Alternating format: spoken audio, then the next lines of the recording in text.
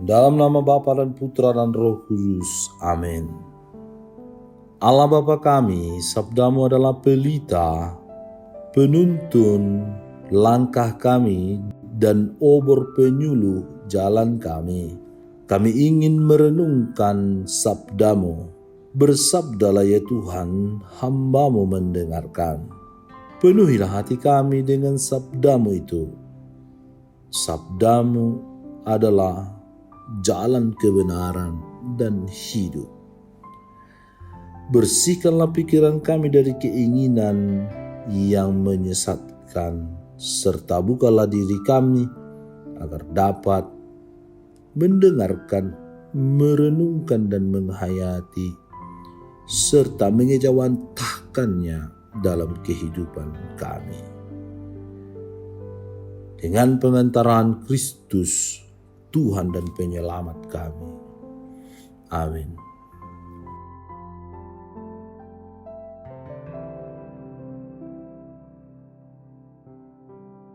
Tuhan bersamamu dan bersama rohmu. Inilah Injil suci menurut Lukas. Dimuliakanlah Tuhan. Pada suatu ketika, Yesus mengatakan suatu perumpamaan kepada mereka untuk menegaskan bahwa mereka harus selalu berdoa dengan tidak jemu-jemu. Katanya, dalam sebuah kota ada seorang hakim yang tidak takut akan Allah dan tidak menghormati seorang pun. Dan di kota itu ada seorang janda yang selalu datang kepada hakim itu dan berkata, "Belalah hakku terhadap lawanku." Beberapa waktu lamanya hakim itu menolak, tetapi kemudian ia berkata dalam hatinya, "Walaupun aku tidak takut akan Allah dan tidak menghormati seorang pun, namun karena janda ini menyusahkan aku, baiklah aku membenarkan dia, supaya jangan terus saja ia datang dan akhirnya menyerang aku." Kata Tuhan, camkanlah apa yang dikatakan hakim yang lalim itu. Tidakkah Allah akan membenarkan orang-orang pilihannya yang siang malam berseru kepadanya? Dan adakah ia mengulur-ulur waktu sebelum menolong mereka? Aku berkata kepadamu, ia akan segera membenarkan mereka. Akan tetapi jika Anak Manusia itu datang, adakah ia mendapat iman di bumi? Demikianlah sabda Tuhan. Terpujilah Kristus. Saudara-saudari yang terkasih, keadilan adalah salah satu sifat Allah yang seringkali sulit kita pahami dalam kehidupan sehari-hari. Keadilan di mata Allah bukan sekedar tentang mendapatkan apa yang menurut kita layak, melainkan tentang keberpihakan kepada mereka yang lemah, menderita, terpinggirkan, serta miskin. Dalam Injil Lukas 18:1-8, Yesus menceritakan perumpamaan tentang seorang janda yang terus meminta keadilan dari seorang hakim yang tidak takut kepada Allah dan tidak menghormati sesamanya bahkan. Janda ini adalah simbol dari mereka yang lemah, tak punya kekuatan, dan seringkali diperlakukan tidak adil oleh dunia. Dianggap sepele, direndahkan karena tidak bersuami. Ketekunan dan kegigihan janda ini dalam memperjuangkan haknya menjadi sorotan utama dalam perumpamaan ini. Karena meskipun hakim itu tidak adil, keteguhan janda itu akhirnya menggerakkan sang hakim untuk bertindak demi keadilan.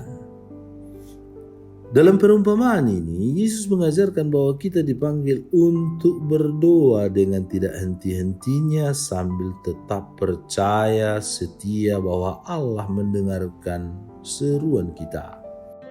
Jika seorang hakim yang tidak adil saja akhirnya bertindak karena ketekunan janda itu, betapa lebih besar lagi keadilan yang akan diberikan Allah kepada umat-Nya.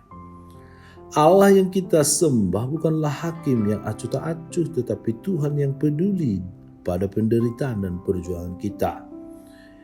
Yesus ingin kita percaya bahwa Allah selalu berpihak pada mereka yang membutuhkan keadilan. Dalam menghadapi ketidakadilan, kita dipanggil untuk tidak menyerah, untuk tetap teguh dalam doa dan percaya pada keadilan Allah yang akan datang pada waktunya. Sesungguhnya dan sebenarnya bukan karena perjuangan usaha kita untuk memperoleh keadilan Allah yang pertama-tama, tetapi Allah lah yang pertama dan utama yang mau menjumpai kita, mau menegakkan keadilan itu, mau menyelamatkan kita. Dia datang, dia mengundang kita di dalam kerajaannya yang penuh dengan keadilan itu. Tergantung kita apakah kita mau datang untuk menikmati keadilan Allah itu. Saudara-saudara yang terkasih, keadilan yang dikehendaki Allah tidak berhenti pada doa, tetapi juga harus diwujudkan dalam tindakan kita sehari-hari. Di keuskupan kita, misalnya, gereja hadir dan memberikan bantuan kepada anak-anak dari keluarga yang kurang mampu, agar mereka bisa melanjutkan pendidikannya. Selain itu, gereja juga mengadakan pelayanan kesehatan. Hadirnya beberapa rumah sakit atau klinik-klinik yang membantu masyarakat untuk mendapatkan layanan yang layak. Tindakan konkret ini adalah wujud kehadiran gereja dalam memperjuangkan keadilan sosial. Dalam hidup sehari-hari, kita pun dapat melakukan hal-hal kecil untuk menjadi agen keadilan. Misalnya, saat melihat teman atau saudara yang membutuhkan bantuan kita bisa menyediakan waktu dan tenaga kita untuk mendukung mereka. Kita juga bisa terlibat dalam kegiatan sukarela seperti mengajar anak-anak di rayon, di lingkungan, di stasi, di paroki, atau membantu di posko kesehatan untuk masyarakat yang terkena bencana alam, dan semua orang yang membutuhkan kasih kita.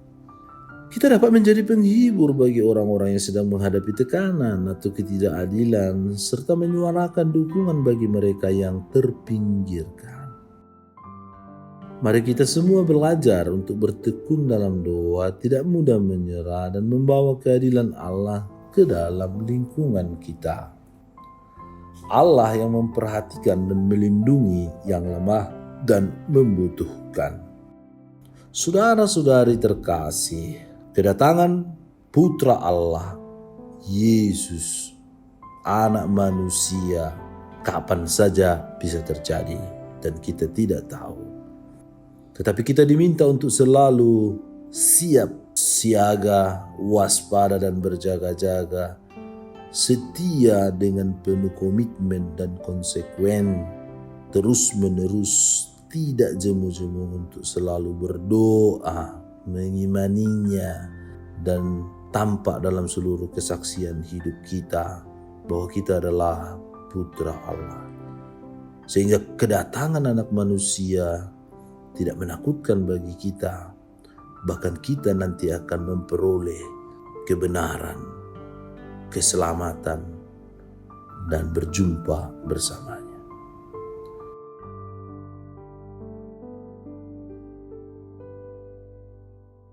Ya Bapa, bantulah kami dengan Roh Kudus-Mu agar dapat mengenal-Mu lebih dalam lagi melalui ajaran dan sabda-Mu dalam kitab suci. Kuatkanlah iman kami bila kami mengalami suatu masa kekeringan rohani, mendapat cobaan, penderitaan, kegagalan, dan hal-hal yang tidak baik dalam hidup kami.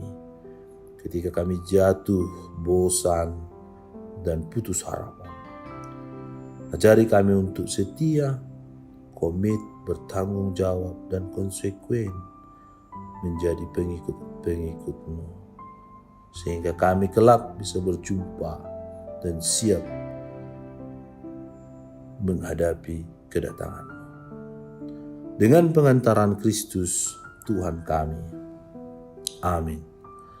Tuhan bersamamu dan bersama roh-Mu. Semoga saudara sekalian dilindungi, dibimbing, dan diberkati oleh Allah yang Maha Kuasa, Bapa dan Putra dan Roh Kudus. Amin. Allah Bapa kami, penuntun kehidupan, Engkau telah menuntun Abraham menuju tanah terjanji. Engkau juga menuntun bangsa Israel menuju tanah Yerusalem melalui tangan Musa.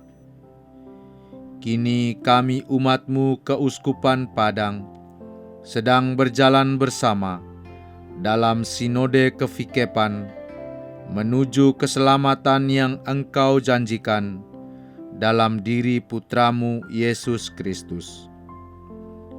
Tuntunlah peziarahan hidup kami dengan kuasa Roh Kudus-Mu, agar kami tetap tabah, sabar dan setia menghadapi kesulitan dan tantangan hidup.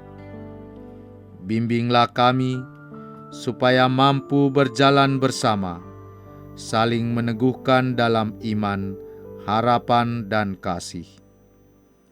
Bunda Maria, doakanlah kami putra-putrimu sepanjang sinode kefikepan ini berlangsung. Ya Bapa, Engkau kami sembah dan muliakan, kini dan sepanjang masa. Amin.